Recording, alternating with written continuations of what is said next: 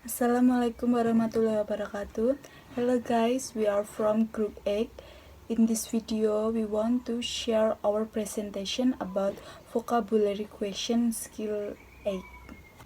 When you are asked to determine the meaning of a word in the reading section, ketika Anda diminta untuk menentukan arti dari sebuah kata di bagian membaca, of either the paper TOEFL test or the computer TOEFL test, baik pada tes TOEFL kertas atau tes TOEFL komputer, it is possible kemungkinannya 1. That the passage provides information about the meaning of the word, bahwa bagian tersebut memberikan informasi tentang arti kata, or 2. That there are structural clue to tell you that the definition of a word is include the passage. Definisi dari kata yang ditanyakan sudah ada di dalam teks. This is the example from the paper TOEFL test. Berikut merupakan contoh dari tes TOEFL dengan kertas. This is the example from the computer TOEFL test.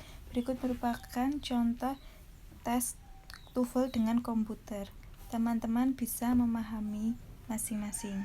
Teman-teman bisa memahami contoh bacaan berikut. Kita langsung ke contoh soal. Kita langsung masuk contoh TOEFL Exercise X Passage 1. Questions number 1. According to line 1 of the passage, what is a teddy bear? Artinya, menurut pada baris pertama dari teks tersebut, apa yang dimaksud dengan teddy bear? Nah, pada paragraf sebelumnya yang terdapat pada halaman sebelum ini, tertuliskan pada baris pertama yaitu the teddy bear is a child's toy. Artinya, teddy bear adalah mainan anak-anak. Nah, maka yang paling benar jawabannya itu adalah yang D, a plaything. Kenapa? Karena artinya itu adalah alat permainan. Sedangkan yang A, a ferocious animal, itu artinya binatang buas. Kemudian yang B, the president of the United States, itu artinya adalah presiden dari United States. Yang C, a famous hunter. Famous hunter itu artinya pemburu yang terkenal. Karena kan di sini kita membahas tentang sinonim. Maka yang paling benar itu adalah yang di a plaything, yaitu alat permainan. Next, number 2. Look at the word pastimes in paragraph 2. This word could best be replaced by. Nah, itu artinya adalah lihat pada kata pastimes. Pastimes itu artinya hiburan yang ada pada paragraf kedua. Kata ini dapat digantikan dengan, nah jawaban yang paling benar itu adalah yang D, yaitu leisure activities, atau yang artinya aktivitas waktu luang. Nah, yang A kan artinya past occurrence atau kejadian masa lalu. Kemudian yang B, previous jobs atau pekerjaan sebelumnya. C, hunting trips atau artinya perjalanan berburu. Nah, yang paling tepat itu adalah leisure activities atau aktivitas waktu luang. Karena kan yang di nomor 2 itu hiburan, biasanya itu ada pada aktivitas yang luang. Maka jawaban yang paling tepat adalah yang D, leisure activities. Next, questions number 3. Look at the word extricated in paragraph 2. Click on another word or phrase in paragraph 2 that is close in meaning to extricated. Artinya, lihat pada kata extricated. Extricated itu artinya adalah melepaskan.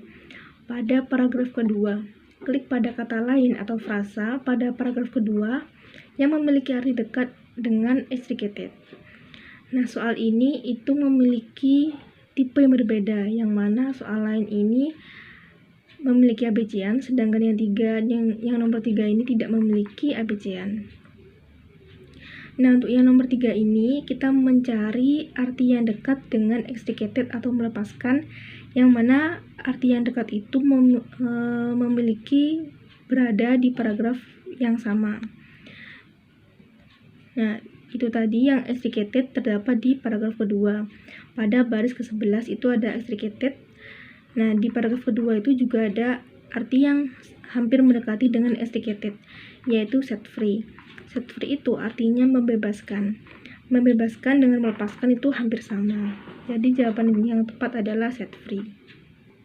Kemudian next number 4, in line 13, a cartoon could best be described as, artinya adalah pada baris ke-13, kartun itu dapat dideskripsikan sebagai, kalau A itu newspaper atau koran, yang B a type of teddy bear atau tipe dari teddy bear, yang C itu adalah drawing with a message atau artinya menggambar dengan pesan, yang D newspaper article. Nah, jawaban yang bisa dibilang tidak tepat itu adalah yang A dan D. Kenapa? Karena sama-sama memiliki arti yang hampir sama, yaitu koran. Sedangkan koran tidak ada hubungannya dengan kartun. Kemudian ini kan tinggal tersisa B dengan C. Kalau B itu tipe dari teddy bear. Kenapa? Itu bukan jawabannya. Karena tipe dari teddy bear, karena kartun itu kan bukan tipe dari teddy bear. Kan kartun itu ada macam-macam, ada yang SpongeBob, Upin Ipin, dan lain-lain. Maka jawaban yang tersisa itu adalah yang C, a drawing with a message. Maka jawaban yang benar adalah yang C, a drawing with a message. Berikut merupakan TOEFL Exercise X page 2 yang penjelasan soalnya akan dibahas di slide berikutnya. Start with number 5. A supernova in line 1 is which of the following? This question asks about the meaning of the word a supernova in line 1. So let's start line 1 in paragraph 1. A supernova occurs when all of the hydrogen in the core of a huge star is transformed to iron and explodes. It means that supernova terjadi ketika semua hidrogen di inti bintang besar berubah menjadi besi dan meledak. If we look at the multiple choice, we already know which answer is correct, yaitu D. Next, number 7. Look at the expression Milky Way in paragraph 2. The Milky Way is. This question asks about the meaning of Milky Way. In the text on paragraph 2, after the word of Milky Way, it is followed by parentheses. The parentheses, it means to give the meaning of the Milky Way. So the Milky Way is the galaxy that includes Earth. It can be concluded that the Milky Way is the Earth's galaxy, or also known as the galaxy which is home to the Earth. Then the correct answer is C. Jadi pada teks, setelah kata Milky Way ada sebuah tanda kurung. Tanda kurung ini adalah sebagai arti dari Milky Way, yaitu sebuah galaksi yang mencakup bumi, atau dapat kita simpulin sebagai galaksinya bumi. Kesimpulan, petunjuk struktural.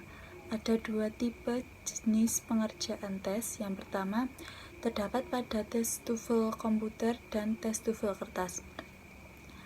Petunjuknya, yang pertama, apa maksud kata X pada baris Y? Yang kedua, kata X pada baris Y memiliki arti yang paling mendekati titik-titik. Yang ketiga, kata X pada baris Y dapat digantikan dengan titik-titik. Yang kedua, hanya ada pada tes TOEFL dengan komputer. Petunjuknya, klik pada kata lain yang memiliki arti mendekati kata X. Yang kedua, klik kata dalam paragraf Y yang dapat digantikan. Kemudian, jenis-jenis petunjuk. Ada 3 tipe. Yang pertama, tanda baca meliputi koma, tanda kurung, tanda hubung. Kemudian, pernyataan ulang meliputi atau, yaitu, dengan kata lain, yaitu. Contoh meliputi seperti, sebagai contoh misalnya. Kemudian, di mana menemukan jawabannya?